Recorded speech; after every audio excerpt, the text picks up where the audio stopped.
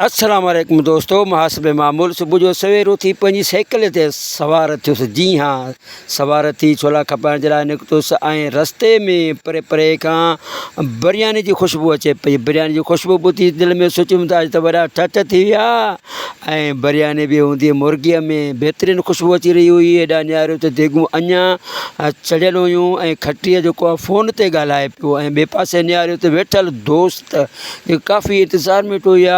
5 खां 6 माण्हू वेठा हुया जिन्हनि खे मूं वञी सलाम ॾिनो ऐं उन्हनि सां हाल वार कयो। उन्हनि खां पुछा कई त ॾियो ख़बर, अञा घणी देगनि में देरि आहे ऐं बुख बि ॾाढी लॻल आहे। उन्हनि चयो त वेह पहिरियां चांहि पीअण जे लाइ दोस्तनि मूं उन्हनि सां मुलाक़ात कई। जेके दोस्त वेठल हुया ही आयल रब नवाज़ कलोड़ो। जी हाँ, रब नवाज़ कलोड़ो जी ख़ैरात आहे जेको उमिरो करे आयो आहे ऐं दोस्तनि सां मिलणु आया आहिनि ऐं उनजे लाइ तोहफ़ा तहफ़ बि ॾिए पियो दोस्तनि खे।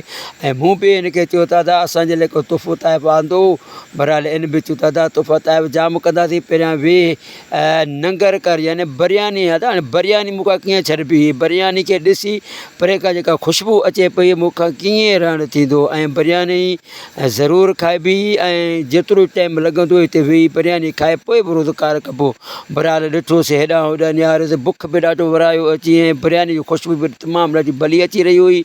नेठि आख़िर देगियुनि जे मथां वियुसि, ॾिठोसीं ॾिसां त बिरयानी पचे छा में थी।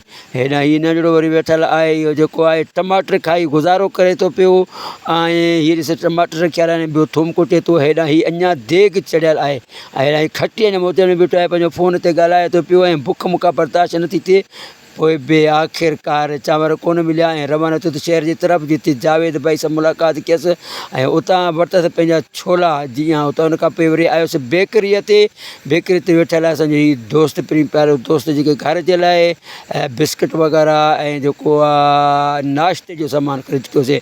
दोस्तनि खे वीडियो कीअं लॻो, पसंदि आयो आहे त लाइक कमेंट ज़रूरु कंदा। वरी मिलंदव ॿिए वीडियो जे लाइ तेसीं ते इजाज़त, अल्लाह हाफ़िज़।